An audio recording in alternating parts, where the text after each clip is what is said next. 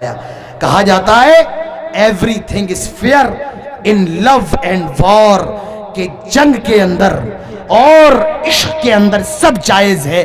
اسلام کہتا ہے نہیں، جنگ کے اندر سب جائز نہیں ہے. اللہ کے نبی فرماتے ہیں لا تقتلوا ولیدا، آئے لوگوں بچوں کو قتل نہ کرنا، ولا تقتلوا امرأة، کسی عورت کو قتل نہ کرنا، ولا تقتلوا شیخا، کسی بزرگ کو قتل نہ کرنا. امریکہ نے جاپان پر ایسا ایٹم بم برسایا تھا، آج بھی وہاں لنگڑی اور لولی اولادیں پیدا ہوتی ہیں. یہ انسانیت ہے. اسلام کہتا ہے لوگوں کبھی جنگ ہو جائے اور جنگ کے اندر مار کاٹ کی نوبت آ جائے تو قتل کرنے سے زیادہ کچھ نہ کرنا، سامنے والے کا کان نہ کاٹنا، اس کی آنکھ نہ نکالنا، اس کے جسم کی دھجیاں نہ اڑانا. ہمارا مذہب تو یہ کہتا ہے کہ قتل کرنے میں بھی احسان کرنا. اگر کوئی تم سے پناہ مانگے تو پناہ دے دینا، اگر کوئی تم سے اگر کوئی تم سے حفاظت مانگے حفاظت دے دینا. ہمارا مذہب تو وہ مذہب ہے میرے بھائیوں، ہمارا مذہب انسانیت کا مذہب ہے. جب سے دنیا بنی ہے، دنیا کی جتنی قومیں ہیں، ہر قوموں کے اندر عورت کو ذلیل سمجھا جاتا ہے، عورت کو سب سے زیادہ گری نگاہ سے دیکھا جاتا ہے. عیسائیوں کے یہاں، یہودیوں کے یہاں، ہندوؤں کے یہاں، آپ جتنے بھی دھرم دنیا کے اندر ان کی تاریخ اٹھائے، یہودیوں کے اندر جب عورت حیض سے ہوتی ہے، پیریڈ آتا ہے، یہودی اپنی عورت کو اپنے گھروں کے کونے میں ڈال دیتے تھے. کوئی ان سے بات کرنے کو تیار نہیں ہوتا تھا. وہ کھانا نہیں بنا سکتی ہیں، وہ اپنے شوہر کے ساتھ سو نہیں سکتی ہیں، گھر کے کونے میں ڈال دیا. عیسائی زبردستی اپنی بیویوں کے ساتھ زنا کیا کرتے تھے جب وہ حالت حیض میں ہوا کرتی تھیں. لیکن اسلام کہتا ہے آئے لوگوں، جب تمہاری بیویاں حیض کی حالت میں ہوں، جب تمہاری بیویاں مہینے کی حالت میں ہوں، جب ان کا MC آ رہا ہو تو ان کے ساتھ کھانا کھانا بھی جائز ہے، ان کے ساتھ سونا بھی جائز ہے، ان کے ساتھ بوس و کنار کرنا بھی جائز ہے. ہاں بس اپنی بیوی کے ساتھ جسمانی تعلقات قائم کرنا جائز نہیں ہے. اور اس کے علاوہ کھانا بھی کھایا جا سکتا ہے، بیوی کھانا بھی بنا سکتی ہے. حضرت عائشہ فرماتی ہیں میں حالت حیض میں ہوا کرتی تھی اور اللہ کے نبی میرے ساتھ کھانا کھایا کرتے تھے. میں جس ہڈی سے گوشت کھاتی تھی اللہ کے نبی بھی اس ہڈی سے گوشت نوچ نوچ کے کھایا کرتے تھے. میرے بھائیوں، اسلام نے عورت کو عزت دی ہے. عرب کے اندر جب لڑکی پیدا ہوتی تھی اسے زندہ دفنایا جاتا تھا.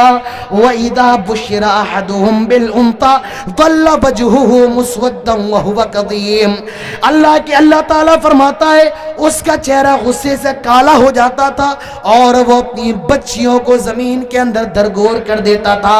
لیکن اسلام نے فرمایا وَإِذَا الْمَوْءُودَةُ سُئِلَتْ بِأَيِّ ذَنبٍ قُتِلَتْ، کل قیامت کے دن ان بچیوں سے سوال کیا جائے گا یہ بتاؤ تم نے اپنی بچیوں کو دفن کیوں کیا. باپ سے سوال ہوگا تم نے اپنی بچیوں کو کیوں ضائع کیا، کیوں برباد کیا. اسلام نے اتنی عزت کی ہے عورت کی.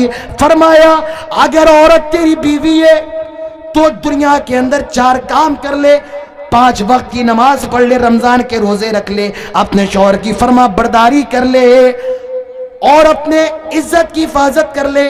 اللہ تعالیٰ جنت کے 8 دروازوں کو اس کے لیے کھول دے گا اور کہے گا تجھے جنت کے جس دروازے سے داخل ہونا ہے جنت کے اس دروازے سے داخل ہو جا. اسلام نے عورتوں کو کتنا اونچا مقام دیا ہے. 5 وقت کی نماز پڑھ لے، رمضان کے روزے رکھ لے، اپنی عزت کی حفاظت کر لے اور اپنی شوہر کی فرما برداری کر لے. شوہر جو بھی کہے عورت مان لے.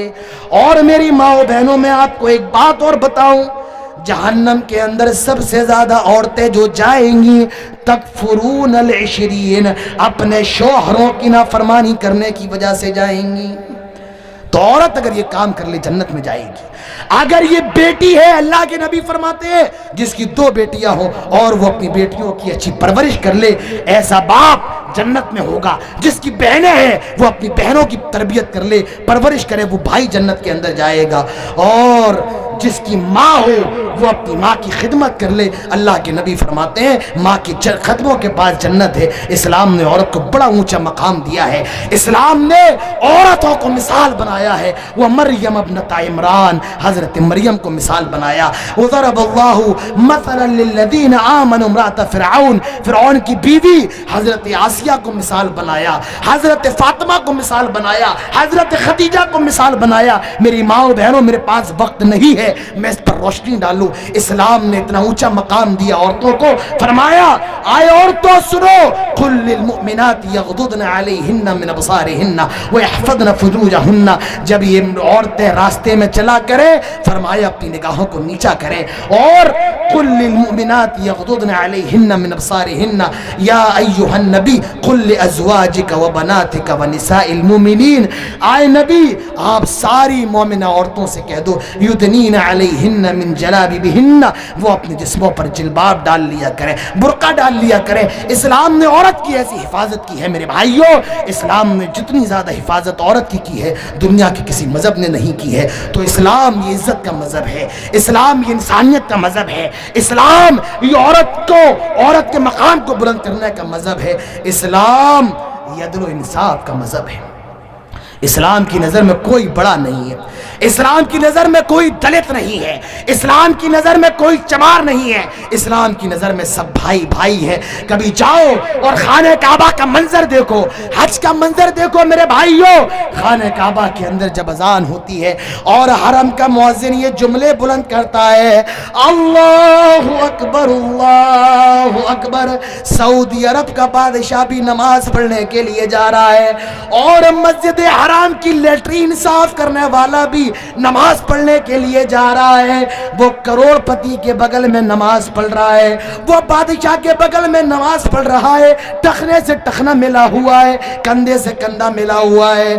اللہ کی بارگاہ میں کوئی چھوٹا نہیں ہے، کوئی بڑا نہیں ہے۔ تو پیسے والا ہوگا اپنے گھر تک، تو بڑا ہوگا اپنی برادری تک، تو بڑا ہوگا اپنی مسجد تک، لیکن اللہ کے گھر میں کوئی بڑا نہیں ہے، کوئی چھوٹا نہیں ہے۔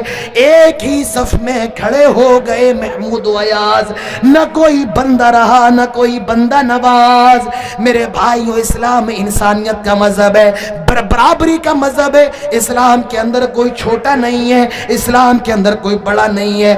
اسلام یہ دنیا کا سب سے عظیم مذہب ہے، اسلام یہ انسانیت کو انسان بنانے والا ہے، اسلام عورتوں کو عزت دینے والا ہے، اسلام بچوں پر شفقت کرنے والا ہے، اسلام میرے بھائیو حیا کا مذہب ہے۔ اور مجھے کہہ لینے دیجئے اسلام امن و امان کا مذہب ہے، اسلام شانتی کا مذہب ہے، اسلام بھائی کو بھائی بنانے والا ہے، اسلام رشتہ داریوں کو توڑنے سے منع کرتا ہے، اسلام رشتہ داریوں کو جوڑنے کا حکم دیتا ہے۔ اسلام تو یہاں تک فرماتا ہے اپنے بھائی سے 3 دن سے زیادہ ناراض رہنا بھی جائز نہیں ہے۔ تو میرے بھائیو، یہ اسلام انسانیت کا مذہب ہے۔ یہ چند باتیں میں نے آپ کے سامنے کی ہیں اسلام اور انسانیت کے تعلق سے۔ میرا وقت ختم ہو